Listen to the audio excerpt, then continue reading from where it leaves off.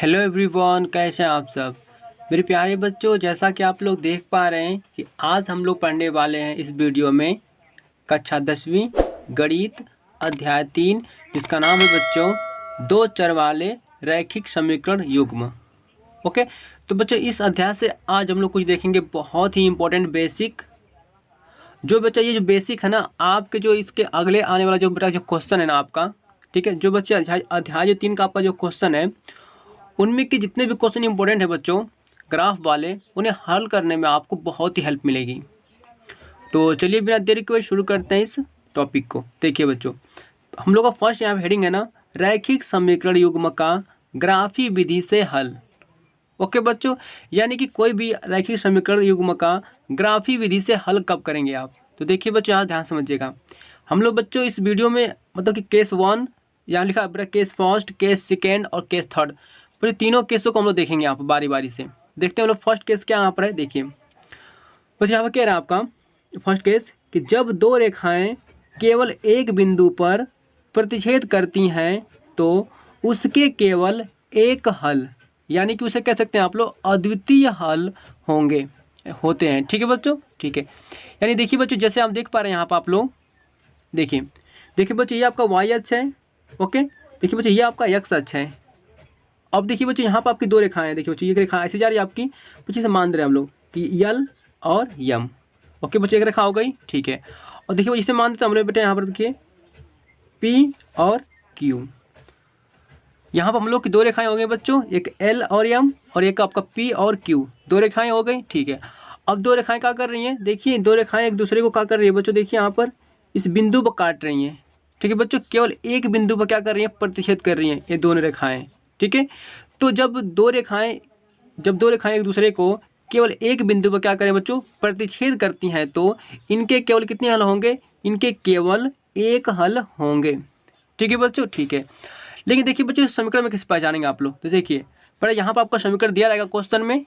Okay, बड़ा समीकरण आपको दिया रहेगा, बड़ा तुलना करके क्या करना है आपको, a1/a2, b1/b2, c1/t2, आपको इसको निकालना है। ठीक है, तो अगर आपका बेटा वो जो आपका अनुपात है, अगर a1/a2, b1/b2, अगर ये दोनों आपस में बराबर नहीं है, ठीक है, अगर बच्चा इस कंडीशन में आ जाते हैं, ठीक है ना, तो उन्हें आप क्या कहेंगे। देखिए बच्चों, तो इन रेखाओं को आप कह सकते हैं कि इन रेखाएं आपकी प्रतिच्छेदी रेखा है।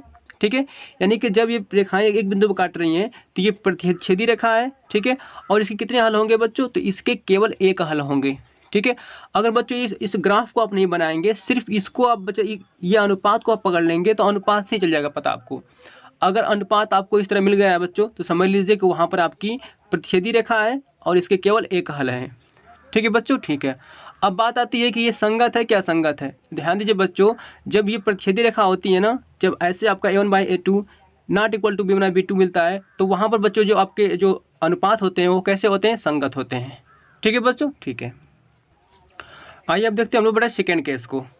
यहाँ देखिए सेकेंड केस क्या आप कह रहे हैं आपका, देखिए जब दो रेखाएं एक दूसरे को अपरिमित रूप से अनेक बिंदुओं पर प्रतिच्छेद करती हैं तो इस स्थिति में इसके अपरिमित रूप से अनेक हल होंगे। ओके बच्चों, कितने हल होंगे, तो इनके अनेक हल होंगे। यानी कि क्या करेंगे बच्चों, देखिए जब दो रेखाएं आपकी हैं, जैसे मान लीजिए बच्चों, देखिए यहाँ पर एक रेखा में देखो खींच रहा हूँ बच्चों, यहाँ से बच्चों एक रेखा यहाँ पर खींच दिया। ओके बच्चों, देख लिया आपने, मैंने बच्चा एक रेखा खींचा यहाँ पर। ठीक है, इसको मान लेते हैं बच्चों, ये रेखा का नाम है यल और यम। ओके बच्चों, एक रेखा हो गया आपका, ठीक है। अब क्या हो रहा है बच्चों, आपकी एक रेखा और खींच रहे हैं हम लोग। ठीक है, देखिए यहाँ पर बच्चों एक रेखा और खींचेंगे हम लोग, जो क्या होगा, जो बच्चों एक दूसरे को इसी के ऊपर बड़ा चलेगा आपका। ठीक है ना, इसी के ऊपर एक रेखा और आपका आएगा। जैसे मान लीजिए देखिए यहाँ पर बड़ा सेम इसी के ऊपर एक रेखा और आएगी आपकी। देखिए बच्चों, एक रेखा इसी के ऊपर एक और आ गई। ठीक है, इससे बच्चों मान लेते हैं हम लोग पी और क्या मानेंगे बच्चों, इसको हम लोग क्यू। ठीक है बच्चों, ठीक है। अब देखिए बच्चों, एक रेखा पहले तो एल और एम थी। ओके बच्चों, इसकी रेखा एक ऊपर और आ गई पी और क्यू। तो पता है बच्चों क्या करेंगे, देखिए बच्चों ये दोनों मतलब की रेखाएं एक दूसरे के ऊपर हैं। ठीक है, तो इनके कितने हल होंगे बच्चों, तो इनके अनेक हल होंगे। क्यों अनेक हल होंगे, क्योंकि बच्चों देखिए अपरिमित रूप से अनेक बिंदुओं पर प्रतिच्छेद करती हैं। ओके बच्चों, बड़ा ये जो दोनों रेखाएं जो है ना, एक दूसरे को क्या कर रही हैं, अपरिमित रूप से अनेक बिंदुओं पर क्या कर रही हैं बच्चों, प्रतिच्छेद कर रही हैं। जैसे देखिए बच्चों यहाँ पर, यानी यहाँ पर भी प्रतिच्छेद करेंगे बिंदु एक दूसरे को, यहाँ पर भी करेंगे बच्चों, ठीक है, यहाँ पर भी कर सकती हैं, यहाँ पर भी कर सकती हैं बच्चों, ठीक है, यहाँ पर भी कर सकती हैं। मतलब कि ये एक दूसरे को जो बिंदु है ना आपकी यल और यम और पी और क्यू, एक दूसरे को बच्चों अनेक बिंदुओं पर क्या करेंगी, प्रतिच्छेद करेंगी। ठीक है बच्चों, ठीक है। तो ऐसी स्थिति में क्या होगा, तो बच्चों ऐसी स्थिति में इस ग्राफ का अनेक हल होंगे। क्या होंगे बच्चों, अनेक हल होंगे। ठीक है, और देखिए बच्चों इसको अनुपात से कैसे पता करेंगे, देखिए यहाँ पर आपको क्वेश्चन में दिया रहेगा बच्चों अनुपात आपका। ठीक है, देखिए बच्चों अनुपात आपको दिया रहेगा, तो हम लोग क्या करेंगे, अनुपात से तुलना करके देख लेंगे यहाँ पर। तो अगर आपका अनुपात A1/A2, B1/B2, C1/C2, ओके बच्चों, जब तीनों आपस में बराबर हो जाएंगे ना, ठीक है, ग्राफ से नहीं बच्चों, अगर मान लीजिए ऐसे आप सिर्फ बिना ग्राफ का ही पकड़ सकते हैं, अगर आपका ये तीनों अनुपात आपस में क्या हो जाए बच्चों, बराबर हो जाए, इक्वल हो जाए, ठीक है, तो ऐसी स्थिति में क्या होगा बच्चों, ये इनके अनेक हल होंगे। ठीक है बच्चों, ठीक है। और रेखाएं कैसी होंगी, तो बच्चों रेखाएं आपकी होगी संपाती रेखाएं। संपाती रेखा किसे कहते हैं बच्चों, जब एक रेखा एक दूसरी रेखा के ऊपर आ जाए।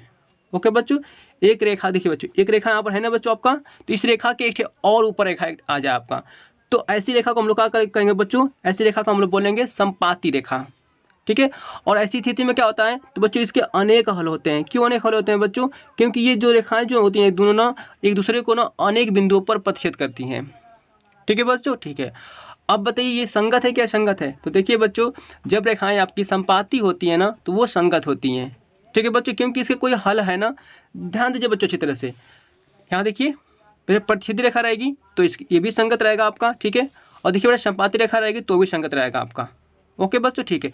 मेरा कहने का मतलब ये है ना बच्चों यहाँ पर कि अगर इस रेखा का कोई हल होगा तो संगत होगा। ठीक है, ठीक है बच्चों, ठीक है। अब देखिए इसका भी अनेक हल है बेटा, इसका भी अनेक हल है, तो ये भी रेखाएं कैसी होगी, संगत होंगी। ठीक है बच्चों, ठीक है। आइए हम देखेंगे बच्चों अब थर्ड केस को। देखिए बच्चों यहाँ पर केस हम लोग का थर्ड है। केस थर्ड क्या कह रहा है, देखिए कह रहा है कि यदि रेखाएं समांतर हैं तो हम जानते हैं कि समांतर रेखाएं एक दूसरे को कभी प्रतिच्छेद नहीं करती हैं। सच बात है बच्चों, क्योंकि समांतर रेखाएं एक दूसरे को कभी नहीं काटती हैं। ठीक है, ठीक है। आगे देखिए, तो इस स्थिति में कोई भी बिंदु उभयनिष्ठ नहीं है। ओके, यानी कि इस स्थिति में क्या होगा, कोई भी बिंदु कॉमन नहीं मिलेगी। ठीक है बच्चों, ठीक है। आगे देखिए, इस समीकरण युग्म का कोई भी हल नहीं है। ओके, यानी कि जब आपकी रेखाएं एक दूसरे को प्रतिच्छेद नहीं कर रही हैं बच्चों, तो वहाँ पर क्या होगा, तो उस समीकरण का कोई भी हल नहीं होगा। जैसे देखिए बच्चों, जैसे मान लेते हैं हम लोग यहाँ पर रेखाएं, हमको देखिए ये रेखा आपके मान लीजिए रेखा यहाँ पर है। ओके बच्चों, ठीक है। एक रेखा बच्चों यहाँ पर मान लेते हैं हम लोग, देखिए यहाँ पर, ठीक है, दो रेखाएं बच्चों यहाँ पर है, इसको मान लेते हैं यल और यम। ठीक है बच्चों, ठीक है। इसे मान लेते हैं पी और क्यू। अब देखिए बच्चों ये दो रेखाएं आपस में हैं, ठीक ना, और दो रेखाएं क्या कर रही हैं बच्चों, एक दूसरे को किसी भी बिंदु पर नहीं काट रही हैं, यानी कि इसका उभयनिष्ठ बिंदु कोई भी नहीं है।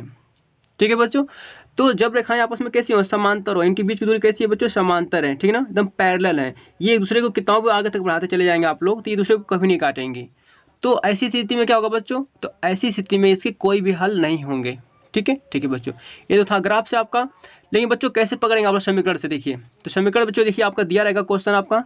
ठीक है, तो उस समीकरण का हम लोग तुलना करेंगे बच्चों, जैसे कि A1/A2, B1/B2, C1/C2। देखिए बच्चों यहाँ दिया है ना, ठीक है। तो बच्चों इन अनुपातों का बच्चों तुलना करने पर क्या होगा हमारा, अगर हम लोग का यहाँ पर देखिए बच्चों इस शुरू में से मतलब कोई नहीं है, यहाँ पर देखिए बच्चों अगर आपका यहाँ पर B1/B2 not equal to C1/C2, अगर बच्चों ऐसा कंडीशन मिल गया आपको, ठीक है, इन समीकरण का बड़ा तुलना करने पर क्या मिल गया आपको, ऐसा आपको मिल गया स्थिति, तो ऐसी स्थिति में क्या होगा बच्चों, रेखाएं आपकी समांतर रेखाएं होंगी, और ठीक है, और इसके कितने हल होंगे बच्चों, तो इसके कोई भी हल नहीं होगा।